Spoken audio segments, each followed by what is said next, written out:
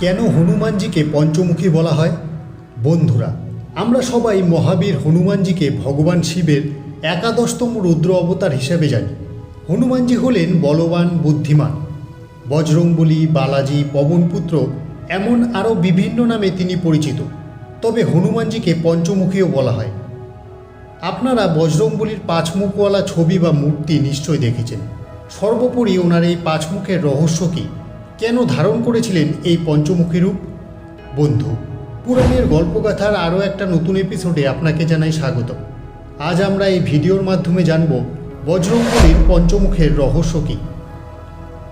পৌরাণিক কথা অনুসারে ভগবান হনুমানজির এই পঞ্চমুখী রূপ পাঁচ দিকের নির্দেশ করে।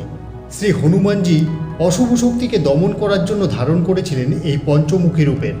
তার এই রূপ ধারণের পেছনে রয়েছে একটি কাহিনী।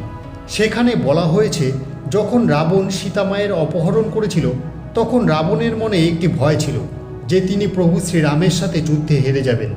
এই যুদ্ধে ভগবান রামের সৈন্যদের কাছে রাবণের সেনারা পরাস্ত হতে শুরু করেন। সে সময় রাবণ তার ভাই অহিরাবণের কাছে সাহায্য চাইলেন। অহিরাবণ ছিলেন রাবণের সৎ ভাই। তিনি ছিলেন পাতালপুরীর রাজা। রাবণ ভগবান রামের অপহরণের পরিকল্পনা করে পাতালপুরীতে তার ভাই অহিরাবণের সাহায্য চাইতে গেলেন। অহিরাবণও এই পরিকল্পনায় রাবণকে সাহায্যের আশ্বাস দেয়। এদিকে অহিরাবণের এই পরিকল্পনার কথা বিভীষণ জানতে পেরে রামকে সমস্ত ঘটনার কথা জানিয়ে দেন ও হনুমানজিকে ভগবান রামের পাহারার জন্য সেখানে নিযুক্ত করেন। অহিরাবণ ভগবান রামের সেই কুটিরে প্রবেশের অনেক চেষ্টা করে সফল হতে পারছিলেন না।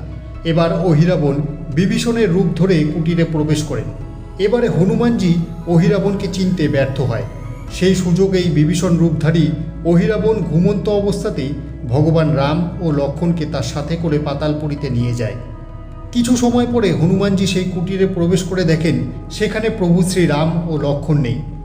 কথা সবার প্রথমে হনুমানজি বিভীষণকে জানায়।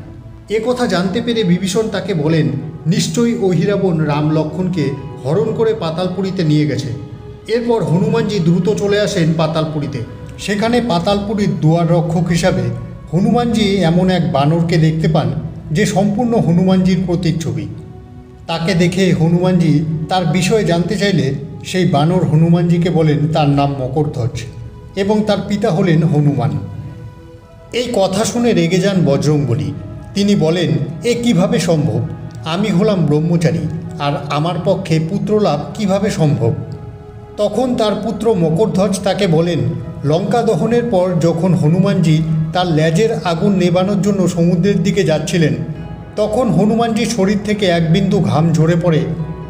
সেই এক বিন্দু ঘামকে গিলে ফেলে সমুদ্রের জলে থাকা একটি কুমির।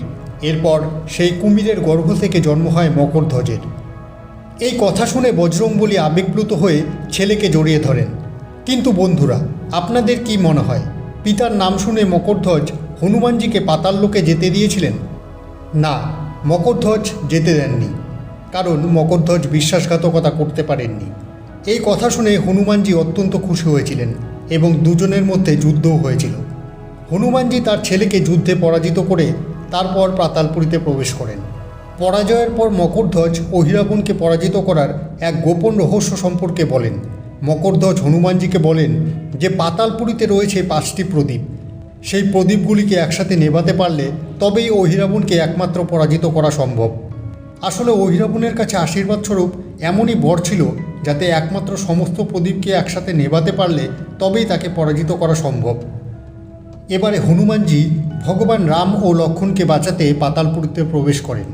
তাকে দেখা মাত্রই অহিরাবণ 5 দিকে সেই 5টি প্রদীপকে প্রজ্বলিত করেন। কিন্তু হনুমানজি অহিরাবণের এই রহস্য সম্পর্কে আগেই জেনে গিয়েছিলেন। এবার তিনি ধারণ করলেন তার সেই পঞ্চমুখী রূপের। তারপর একসাথে নিভিয়ে দেন সেই 5টি প্রদীপ, আর সাথে সাথেই অহিরাবণের মৃত্যু হয়। এরপর হনুমানজি প্রভু শ্রীরাম ও লক্ষ্মণকে নিয়ে ফিরে আসেন, আর সেই সময় থেকেই হনুমানজিকে পঞ্চমুখী বলা হয়। কথিত আছে বজরংবলীর এই 5 মুখ 5 দিকের প্রতিনিধিত্ব করে। এই 5 মুখের ভিন্ন ভিন্ন মাহাত্ম্য রয়েছে। উত্তর দিকে বরাহ মুখ, দক্ষিণে নরসিংহ মুখ, পশ্চিমে গরুর মুখ, পূর্বে হনুমান মুখ ও আকাশের দিকে হায়গ্রীব মুখ। কথিত আছে যে সকল ভক্ত হনুমানজির এই রূপের পুজো করেন তাদের মন থেকে ভয় দূর হয়, আত্মবিশ্বাস বৃদ্ধি হয়, মানসিক চাপ মুক্ত হয়। তাহলে বন্ধুরা, আজকের ভিডিওতে আপনারা জানলেন কিভাবে হনুমানজি পঞ্চমুখী রূপ ধারণ করে প্রভু শ্রীরাম ও লক্ষ্মণকে রক্ষা করেছিলেন। আমাদের আজকের ভিডিওটি বাস এই পর্যন্তই। আমাদের আজকের এই ভিডিও আপনার কেমন লাগলো সেটা নিচের কমেন্ট বক্সে কমেন্টস করে জানিয়ে দিন।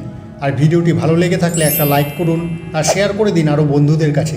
তাহলে আরও একটি নতুন কাহিনী নিয়ে দেখা হবে পরবর্তী ভিডিওতে। তার আগে আপনারা অবশ্যই ভালো থাকবেন, সুস্থ থাকবেন। ধন্যবাদ।